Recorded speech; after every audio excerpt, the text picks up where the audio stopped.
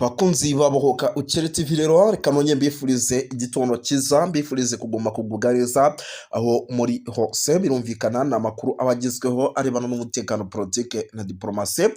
Turi ku itariki rero zigera rwose kuri 5 z'ukwa 12 2025. Birumvikana ni amakuru agezweho. Ibisasu biri guturuka mu gihugu cy'u Burundi byakomeje kukamiza, byakomeje gufata inyenera kugeza n'ubu biracyahitana abasivile, by'umwihariko ano mu kibaya cya Rusizi ndetse no mu bice bya za Ruvungi. Namwe mu makuru by'umwihariko tugiye kuba twinjiramo muri ano masaha, ariko aya makuru nyamuneka tukaza kuba tuyinjiramo turi kumwe na bagenzi bacu, cyangwa se tubanje gusuhuza bamwe mu bavandimwe by'umwihariko badukurikira baba bari mu bice bigiye bitandukanye, kuko ni bamwe mu bantu b'agaciro gakomeye cyane.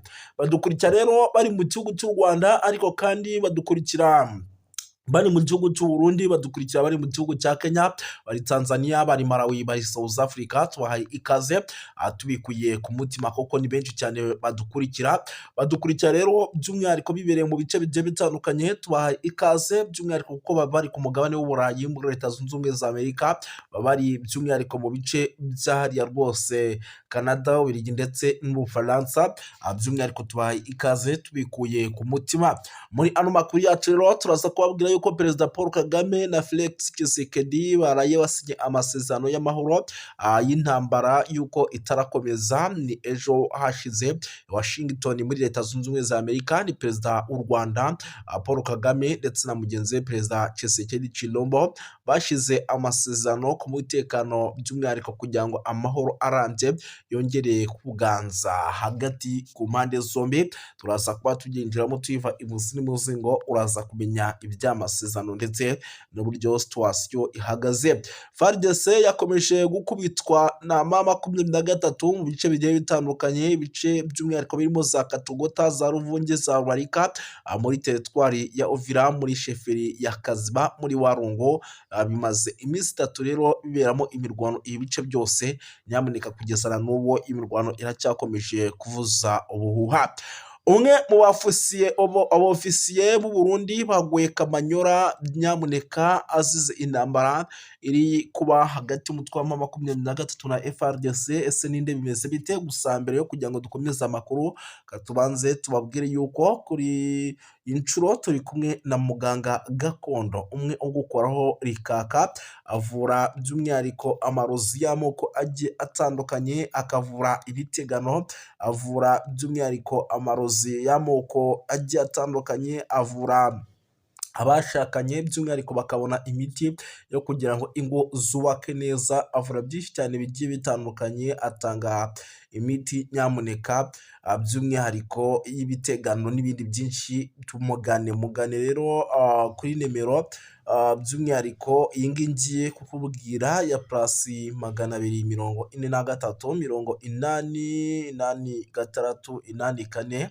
84 iyi nimero iyandikiye aho kanya uhita usubizwa kandi ugatangira kwitabwaho mu buryo bwihuse cyane. Upfa kuba gusa urwaye, twebwe tugukoraho rikaka muri rusange. Sindi butinde rero by'umwihariko, nyamuneka nyemerera duhite twinjira mu makuru nyirizina, mbabwire yuko nyamuneka ibintu byamaze kuba biba ibindi. Mbere yuko tujya mu bintu byinshi, reka tubanze dusimbukire muri no nkuru idasanzwe, tubanze turebe uko byifashe. Nkwibwira yuko ubu tuvugana, nyamuneka ibisasu byinshi rwose byaguye ahitwa Iruvunyi, nk'uko amakuru by'umwihariko akomeje guturuka mu kibaya cya Rusizi muri teritwari ya Uvira bigaragaza ku birometero 60 uvuye mu mujyi wa Uvira. Yemeza ko igisasu cyaturutse mu Burundi cyaguye mu gace ka Minenero cyahitanye umusore umwe ukomoka mu bwoko bw'Abafurero. Ni Minembwe rero by'umwihariko naho byakaze, ariko mbere yo kugira ngo by'umwihariko tubyinjiremo, reka mbabwiye yuko amakuru yamenyekanye. Iki gisasu cyarashwe n'ingabo z'Abarundi, by'umwihariko kigakomeza kwinjira muri ibi bice, kikaza guhitana by'umwihariko abasivile. Imbunda nini rero mu misozi iherereye by'umwihariko ku mupaka. Ibi bikaba bibaye mu gihe by'umwihariko impande zombi n'ubundi zikomeje kugenda kugenda zisakirana ku rwego rwo hejuru. Ibisasu rero byakomeje kugenda byica abasivili benshi cyane. Kamanyola rero naho haguye umusore n'abana, by'umwihariko be umuryango ukomoka mu bwoko bw'abashi urahashirira. Imirwano rero ikaze hagati ya AFC M23 ndetse n'ingabo za FARDC ifatanyije n'ingabo z'u Burundi n'imitwe yitwaje intwaro ya Wazalendo ndetse na FDLR ikomeje gukasa umurego. Umunsi by'umwihariko ikaba yakomeje mu bice bigiye bitandukanye, amasasu menshi akaba akomeje kugenda yumvikana mu kibaya cya Rusizi. Kugeza uwo mutwe wa AFC M23 ukomeje kwigarura uduce tugiye dutandukanye, aho umaze gufata ahantu hakomeye harimo na Mitimbiri, Rubarika ndetse n'ikindi gice kinini cya Ruvunge.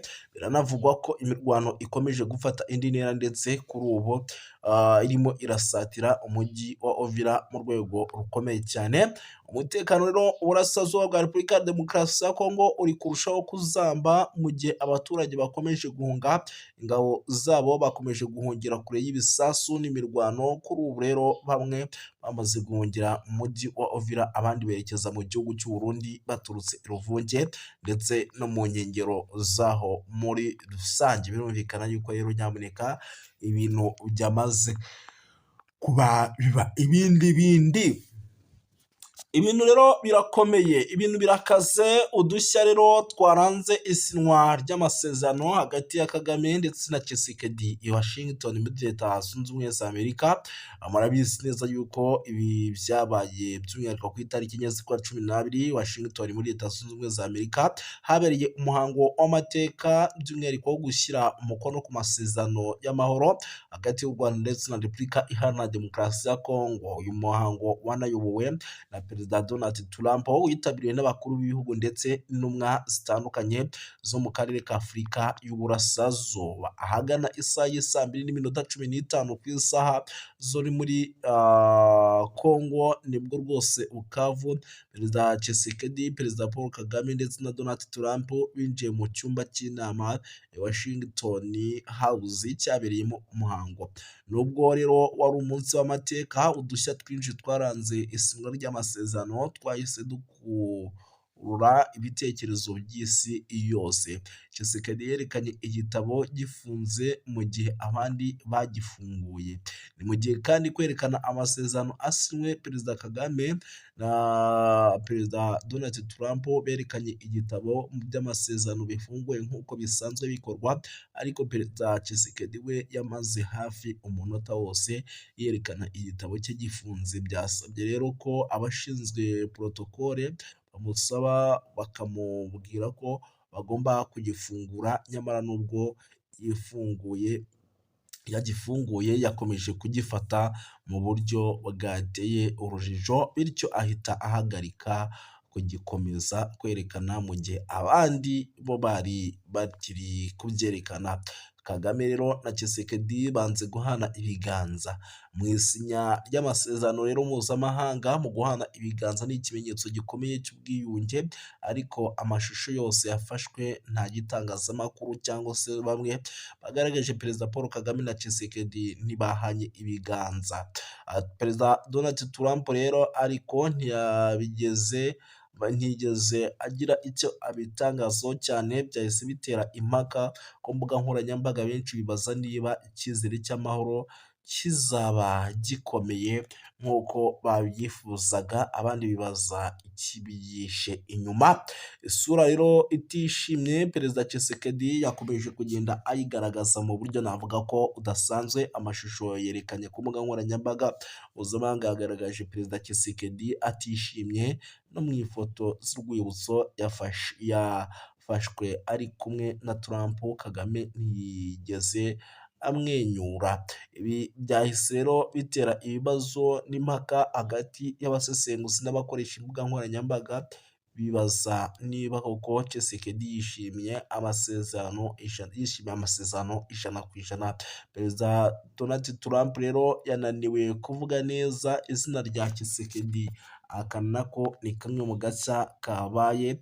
Mu ijambo rye Trump yagize ati, ndashaka gushimira abaperezida b'inshuti Perezida Kisekese, aho yashatse kuvuga Tshisekedi. birumvikana yuko rero nyamuneka udushya twari twinshi cyane byahise bigera ku mbuga nkoranyambaga rero, ariko Trump yakomeje ashimangira ko yishimiye intambwe z'ibiganiro hagati ku mpande zombi. Reka tubashimire, murakoze cyane.